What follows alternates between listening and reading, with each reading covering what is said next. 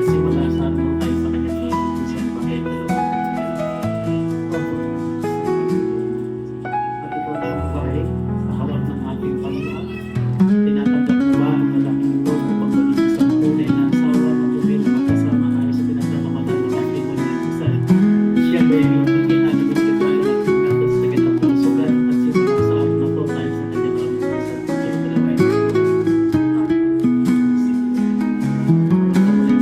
Hello. Hello. Di ba? Hello. Ayan. So, ito, pag-ikay ng tao, ng Diyos ang tao. So, bakit kailangan ng Panginoon ng tao? Nilikha na lahat ng Diyos. Nagulong pagiging provider. Kaya, ang unang gaganap, ang trabaho na ibigay na kanina pa. Matanong lang kita,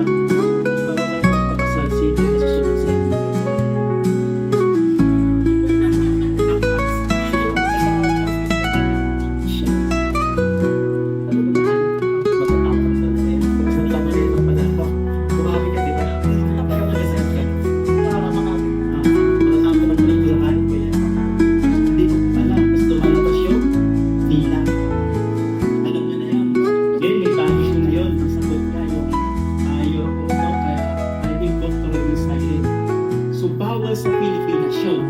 Kasi nga, sa Pilipinas, may isang bakas na nag-exist ano yun. Ang sabi doon, ignorance of the rescue. Ngayon ang tanong, sabi ng Bible, mga lalaki, ipipili ko isa ko.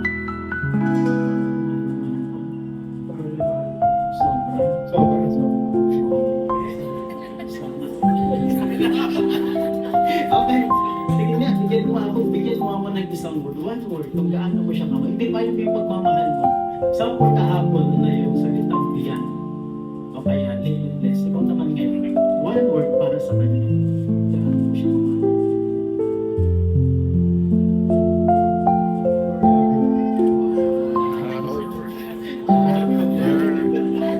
Narinig mo yun? Ganun ka kamahal. Tama yun. Kasi nga sa Bible, ang Ephesians, nasa linya siya ng bagong tipan. Ngayon, ang bagong tipan na pa-apply pa rin. Isa. Sa ito, nag-iisip muna. Pangalawang tanong. Kasi nag-iiba minsan, parang asawa ko, ilog na. Wala parang sabi niya, alam mo, pastor, mahal na mahal kita. After 1 year, sabi niya, pastor, masaksakin kita. Sabi ko, ano na yung sakit? So, ibig sabihin, mahal ko, nag-iiba yung hawak ka rin. Hindi ko pa ugali. Ay, bawal. Sumama ako. Mamahal ko dito. Tatlo ako maalo ng beses dito. Pangatlo, yung puso ngayon, naging malit yung mamahalin pa din. Parang tumagal na. Hindi ko sabihin, tama yung sagot mo. Madang tingin ka sa akin. Isang word lang, ang wag na wag mong gagawin sa akin. Isa lang yun sa Biblia. Kasi sa kalangan, maraming grounds. Sa Bible, isa lang. Ano yun? Yung salitang inuuhan. Kaya wag na wag mong lulukuhin. Pero maliban doon, mahal mong mahalin mo siya. Maging sino man siya. Tama yung kanta na mamahalin kita. Ang babae, for wives, submit to your own husband. Maiksi na yung sentence. Wives, submit to your own husband. Ayun yung verb ko. Wives, submit to your own husband. Submit na kayo. Alam mo ba yung trabaho mo? Kaya. Kaya mo pasakot, kaya? Kaya. Pagkakitaan. Pero sa Pilipinas, naiintindihan namin kaya kasi na pag sinabing submit, ito daw yung nasunod-sunod. Talaga parang boss sa parang nakakapagay. Ngayon, isa rin lang ako. At parang sa pastor na namin ito. Nakita pa sa isang lakas sa ating pagpunta. Hindi pa siya pagpuntuhan sa ibang bagay sa lupa. Hindi pa masupasarap yung kwentuhan sa oras na lalayon niya makandil. Na, kaya ito ang kwentuhan yung marapatan sa Diyos. Tapos inahabot na ng ibang oras sa lapuhan. Bigla, bigla, bigla,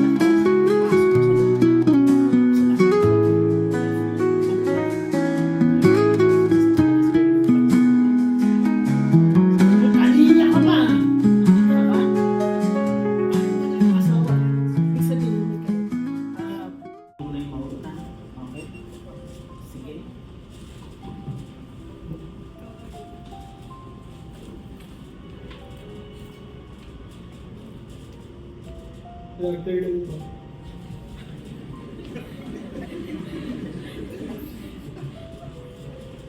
Yung may baba, Micaela Isabel Santos Sandiego. Thank you for everything. Thank you dahil binago mo ako. Ang buhay mo. Thank you sa pag-aalaga at pagmamahal na binigay mo sa akin. Thank you sa pag-intindi sa haba ng pasensya mo. Mahal na mahal ko na baba ko. Nagpangako na hindi magbabago yun. Kahit anong pagsubok ang ibigay sa atin ng Diyos, Baba, dito lang ako kalagi. Lagi kitang susuportahan. Kahit anong galit mo, dito lang ako makikulit.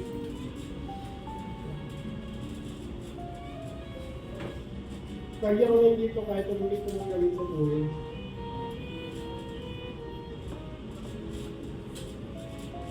Basta mahal lang sa ikabubuhay na natin na lang. Ikabubuhay na lang filter na natin. Hindi ko yung old space mo. Kasi man. Saka ako nakita yung mga ba na nakikita ko na. Pangako ko na lagi ko aayusin ang mga problemang dadating sa atin. Pangako ko na handa ako palagi makinig sa iyo. Sa mga ran sa buhay, pati na rin sa malakas mong ibig. Promise ko na bubuhay natin at gagawin natin ang mga pangarap natin. Tangay diskarte. At pamangkin natin sa buhay. Sa pamilya bubuhay natin. Thank you.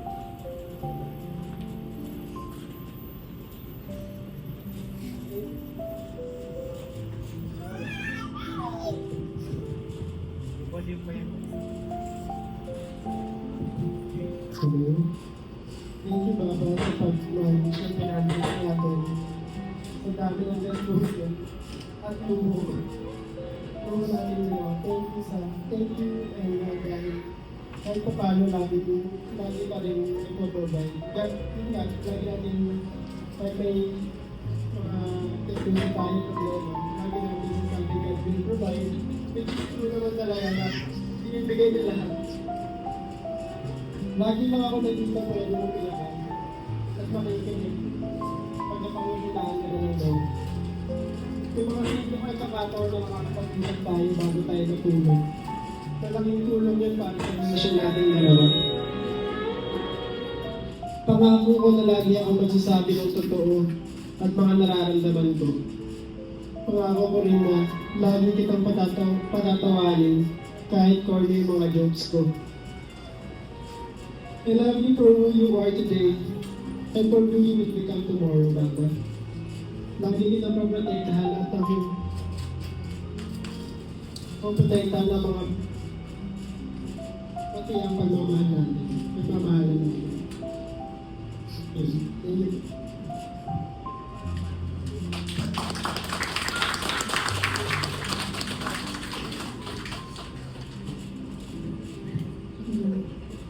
Marco Paulo Reyes Aguilar, Baba ko, nasabi ko na ngayon.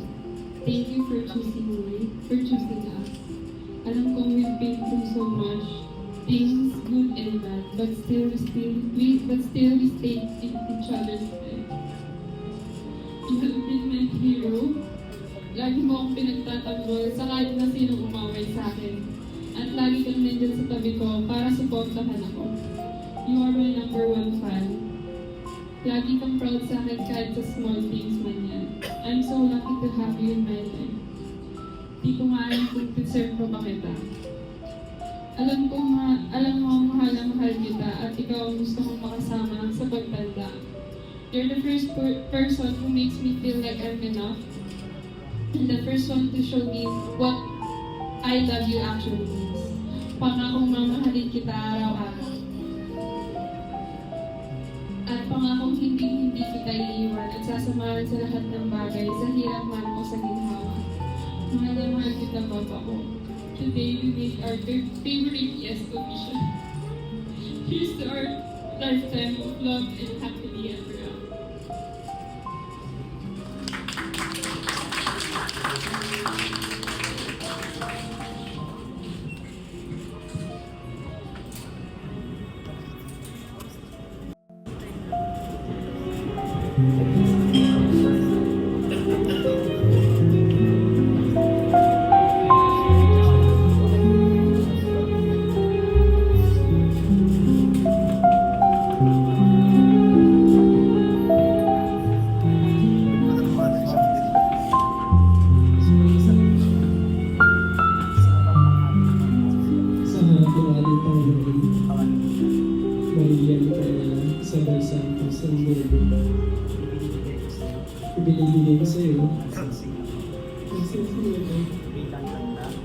bilang talaga ng aking ng aking dalisay na pag-ibig sa iyo. dalisay na pag-ibig sa iyo. Sa araw na to, Sa araw na ito, magpapakasal ako sa iyo. magpapakasal ako sa iyo. Sa ngalan ng Ama, Sa ngalan ng Ama, ng Anak, at ng Espiritu Santo.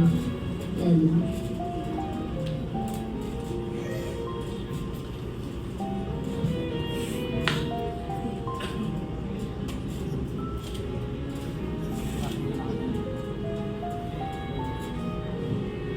saksi ang aking Saksi ang aking Panginoon. Marco Paulo Aguilar. binibigay ko sa iyo Binibigay ko sa iyo ang singsing na to bilang tanda bilang ganda ng aking ng aking tunay tunay, wagas, at nakapatan at katapatan sa pag-ibig sa iyo. sa araw na to. Sa araw na to, Magpapakasal ako sa iyo. magpapakasal ko Sa sa ngalan ng Ama, sa ngalan ng Ama at ng Anak at ng Espiritu Santo. Amen. Sige, maraming po ibig sabihin niya na pumili, maraming simple yan, music. Pangakong lumagay sa banal na matrimonyo ng pag-aasawa ng kasal, ngayon sa pamamagitan ng kapangyarihan na pinagkaloob sa akin ng Panginoong Diyos at ng Republika ng Pilipinas, kayong dalawa, Marco po, Paulo at Maria Micaela Isabel ay mag-asawa na sa ngalan ng Ama, ng Anak at ng Espiritu Santo, ang pinagsama ng Panginoon, ang pinag-isa ng Diyos. Kailanman walang sino makapaghiwalay sa inyo. In Jesus' name, Amen. Sige po, ano po yung tiwala mga kapatid? Para madeklara mag-asawa na sila. Ayan, dyan po nabubuhay yung brown sa kasalan. Yan po talaga grabe. So ngayon, apat ang pinakasalan nyo, wala po sa Bible, wala po Christian bride. O kasi ang babaeng mahal din. Ang mayroon sa Bible, banal at legal. Yung mga dati siguro, mga legal yun. Ito na ngayon yung banal at legal. So ngayon, ipakita nyo sa apat na kasama natin ngayon. Ipakita sa Panginoon, ipakita sa Republika ng Pilipinas, lahat na nandito at sa inyong dalawa, sa inyong unang banal at legal na halay para masama kung mag-asawa. Okay?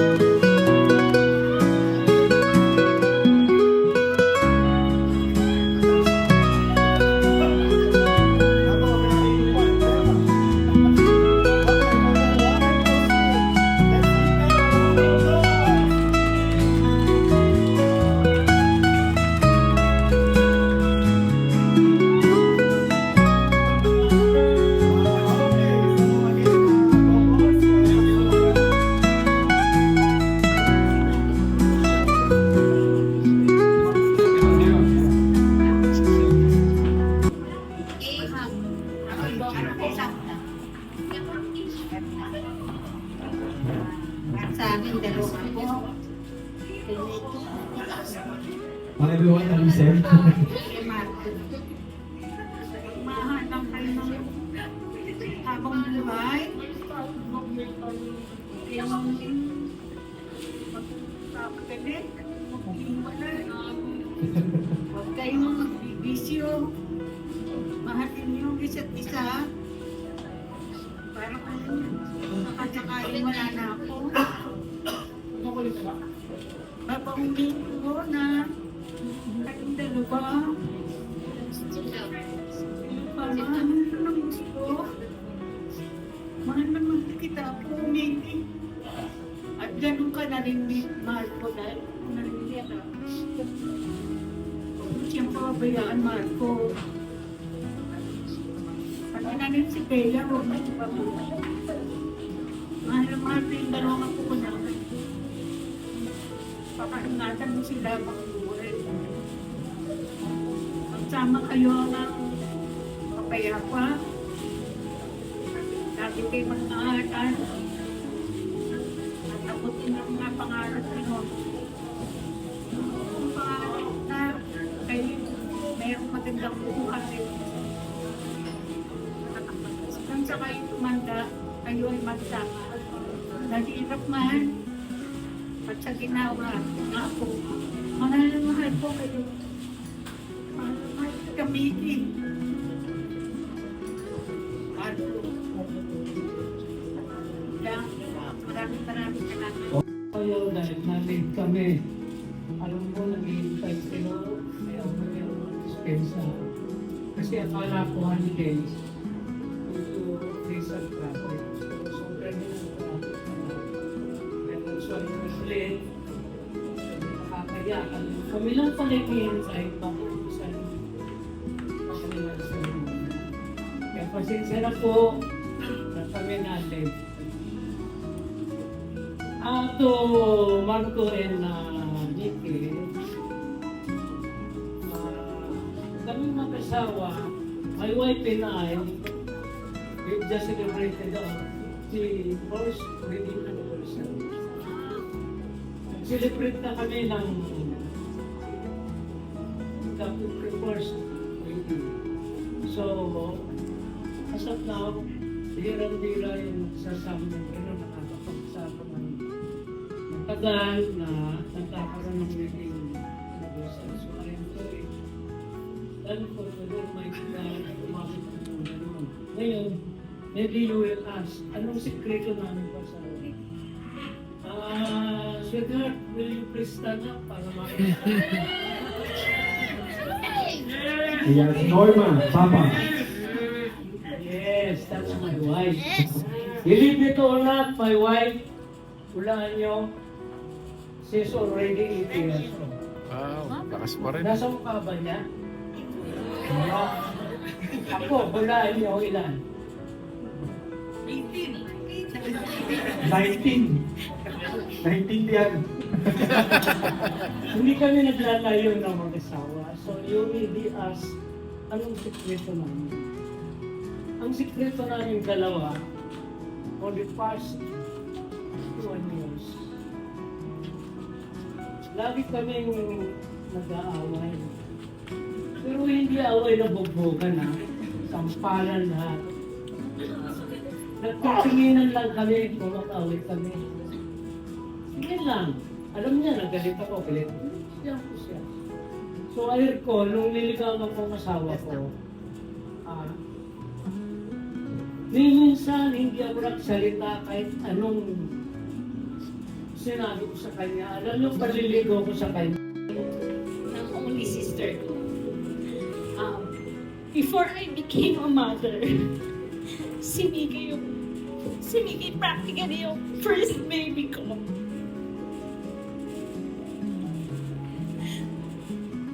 Sa'yo ko na-practice yung paano mag-mother. Ikaw yung nagturo sa akin ng gano'n. Kaya bago dumating si Andre sa buhay namin, napag-practice na kita. Ang hirap pa lang. Kasi parang ito yung bittersweet moment na yung first baby mo, you have to let go na. I know you're in good hands with Marco.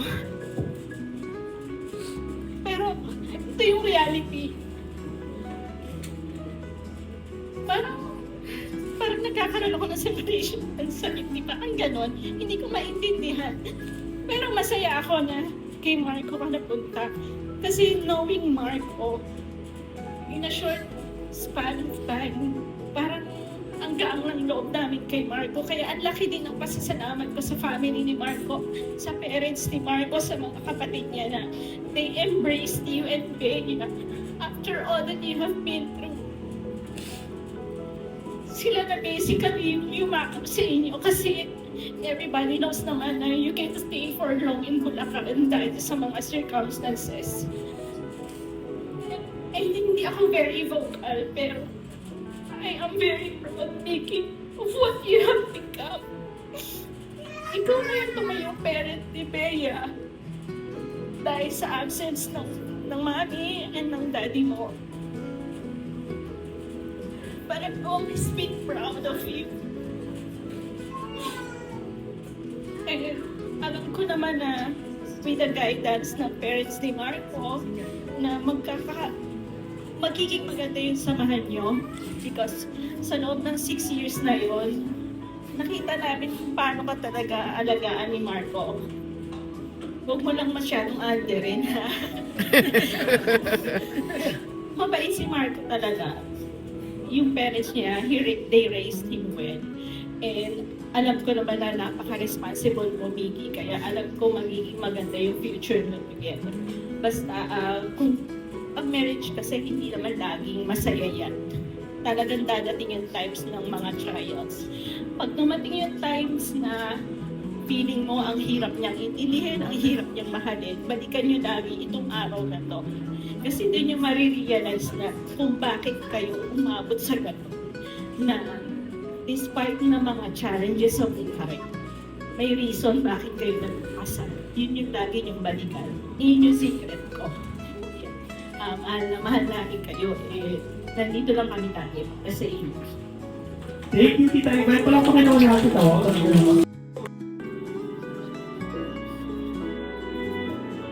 Okay, ladies and gentlemen, this time is now time for our first dance, and if you have fire purchases and wallet, if ever, kung gusto nyo bigay ng ating couple na to bless their financial needs.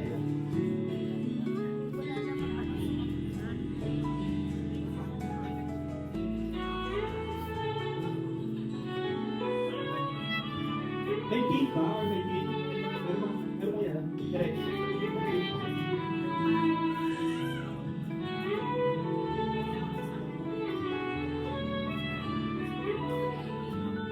Ayun, meron. So, meron daw gift. Ayan na, envelopes. Kung sakali, ibibigay. Kung sino may envelopes daw doon, at gift.